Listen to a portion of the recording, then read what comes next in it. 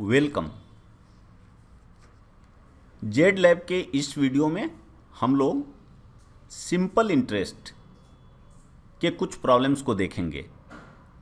Simple interest part 1 video में हम लोगों ने सिंपल इंटरेस्ट के कॉन्सेप्ट और कुछ सिंपल एग्जांपल्स ऑलरेडी देख चुके हैं।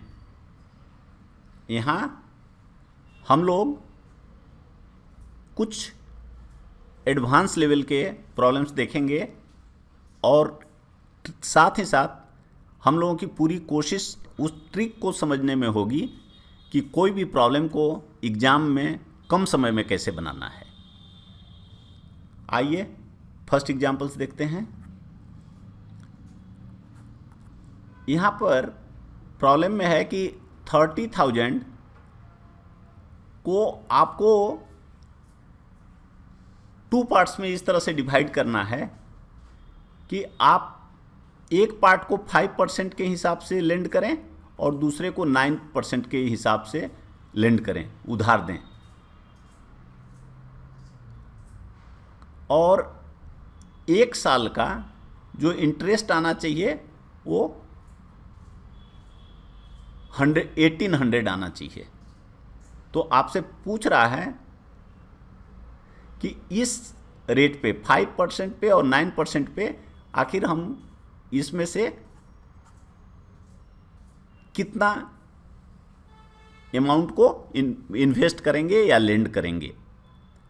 देखिए, ऐसे जो भी प्रॉब्लम्स होते हैं पहले भी हमने पार्ट 1 में भी देखा है कि इसमें हमेशा हमें रेशियो निकालने से प्रॉब्लम आसानी से बनता है। जैसे मान लीजिए ये 30,000 रुपीज़ है, हम इसको 2 पार्ट में बांट रहे हैं। मान लीजिए ये पार्ट 1 है और ये पार्ट 2 है। अगर हम लोगों को इसका रेशियो ए और बी आसानी से निकल जाए तो अगर ए और बी, ए रेशियो बी हम लोग निकाल लें तो ए प्लस बी, हम P1 प्लस P2 हम लोगों को ऑलरेडी पता है कि ये 30,000 है, तो हम लोग P1 और P2 को आसानी से निकाल सकते हैं। इसलिए ऐसे जब भी प्रॉब्लम्स आते हैं हम लोगों को अलिगेशन का कॉन्सेप्ट यूज करना चाहिए। अलिगेशन, ये हम लोगों ने अपने जेड लैब के मिक्सचर वीडियो में इसका उपयोग किया है और हम लोगों ने देखा है। यहाँ फिर से इसके कॉन्सेप्ट को समझ लेते हैं। एक इस तरह से ये देखिए, ये एलिगेशन जो है वेटेड एवरेज निकालने का तरीका होता है और ये सब प्रॉब्लम्स उसी के पार्ट होते हैं। यहाँ पे क्या है कि कुछ अमाउंट को आपने 5% के हिसाब से उधार दिया, लेंड किया, कुछ को 9% के हिसाब से किया। अब जब पूरे साल भर का आपका इंटरेस्ट आया तो वो कितना आया? 1800। तो 1800 आया 30,000 पे, तो इसका निकाल लीजिए तो कितना परसेंट हो गया? 6%। तो कहने का मतलब है कि जो वेटेड एवरेज आया 5% और 9% के हिसाब से जो हमने अमाउंट को इन्वेस्ट किया या लेंड किया तो हमारा एवरेज 6% का आया। ये 9% था, ये 5% था। एक पार्ट को हमने 5% से इन्वेस्ट किया, दूसरे को 9% से, तो एवरेज हमारा जो इंटरेस्ट रेट आया वो 6% आया। तब जब भी ऐसा होता है तो ये एवरेज निकालना बहुत आसान होता है कि जैसे मान लीजिए एक 1 है और ये 2 है, तो 1 और 2 का जो रेशियो होता है वो हम लोग जानते हैं कि यहाँ ए और बी आता है, ए और बी में। और ए और बी कैसे निकालते हैं? देखिए, इधर हम लोग बड़ा वाला लिख लेते हैं। जैसे यहाँ 9% है, इसको हमने लिख लिया, छोटे को यहाँ लिख लेते हैं। एवरेज हमेशा ये दोनों के बीच में आएगा, 5 और 9 के बीच में आएगा। जैसे इस प्रॉब्लम में आया है 6, तो यहाँ 6 लिख लिए और इस तरह से लाइन हमने ड्रॉ कर दिया स्ट्रेट। अब यहाँ जो ए आता है, यहाँ पे जो वैल्यू आएगा, ये देखिए 9 अधिक है और 6 कम है, तो 9 में 6 माइनस कर दीजिए, ये 3 आ गया। और यहाँ 6 अधिक है, 5 कम है, तो 6 में -5 कर दीजिए, 1 आ गया। तो बहुत सिंपली ये जो रेशियो है पार्ट 1 और पार्ट 2 का, ऐसा अमाउंट जिसको आप 5% से लेंड करेंगे और वो अमाउंट जिसको आप 9% से लेंड करेंगे, दोनों का रेशियो 3:1 हो गया। और जब ये रेशियो आपको निकल गया और सम दिया हुआ है 30,000, तो आप ऑलरेडी जानते हैं कि इसको कैसे हम लोग निकालते हैं, बहुत आसानी से निकाल सकते हैं। तो 5% रेट पे जो अमाउंट लेंड किया वो हो गया 30,000 बाई 1 + 3, दोनों रेशियो पार्ट्स का सम इंटू 3, पहला रेशियो पार्ट, और ये आपका हो गया 22500, और उसी तरह से 9% के हिसाब से 7500।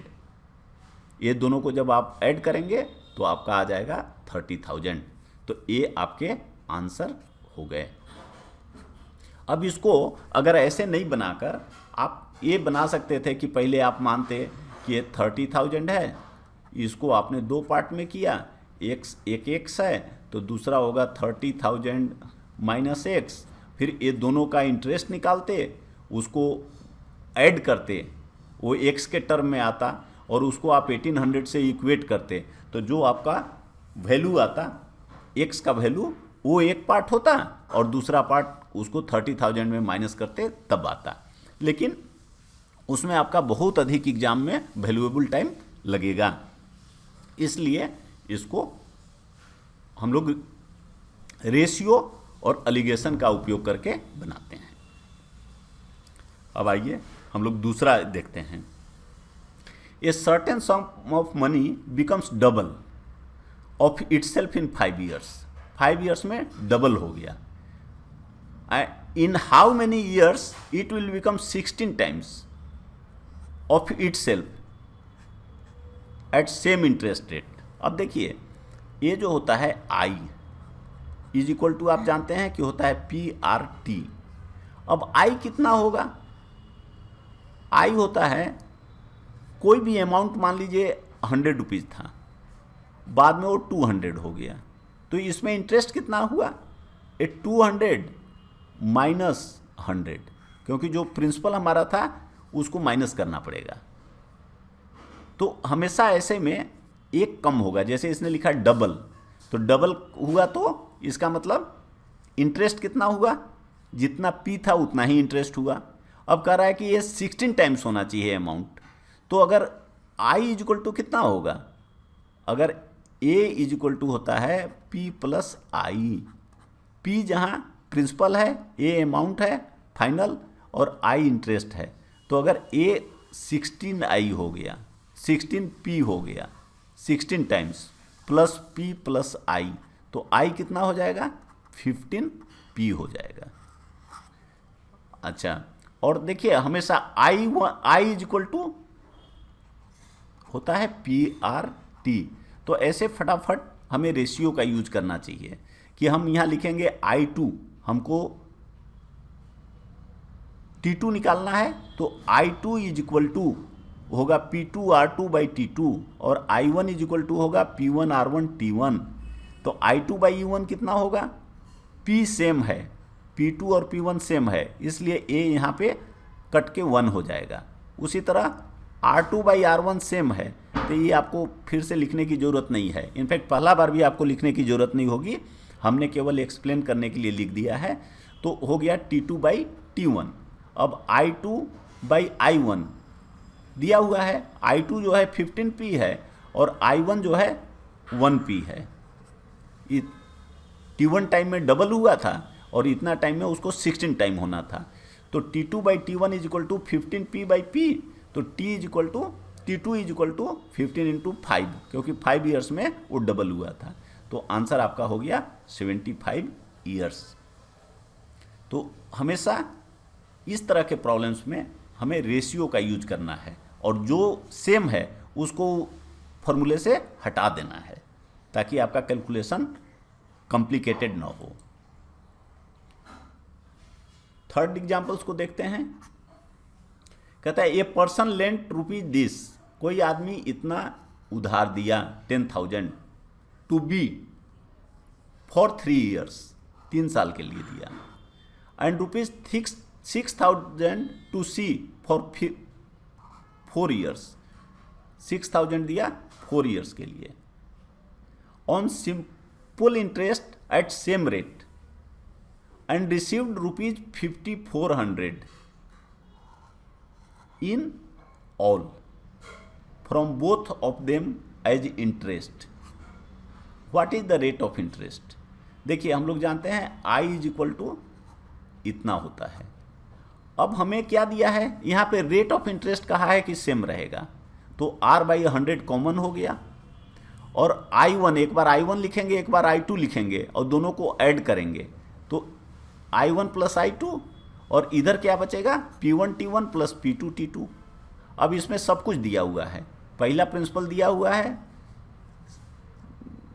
10,000, टाइम दिया हुआ है 3 इयर्स, दूसरा 6,000, टाइम दिया है 4 इयर्स, और उसको interest total I1 plus I2 कितना मिल रहा है वो दिया हुआ है 5,400।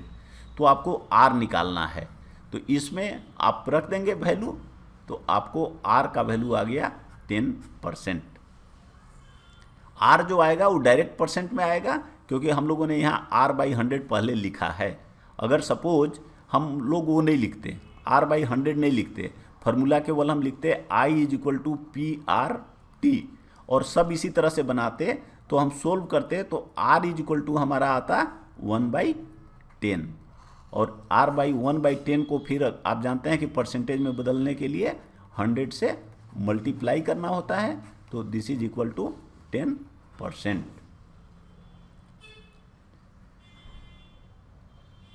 तो इन ट्रिक्स का यूज करके आप प्रॉब्लम्स को काफ़ी कम समय में बना सकते हैं। बाकी प्रॉब्लम्स हम लोग अपने अगले वीडियो में देखेंगे। जेड लैब को आप सब्सक्राइब, लाइक और शेयर करना न भूलें। Thanks, good luck.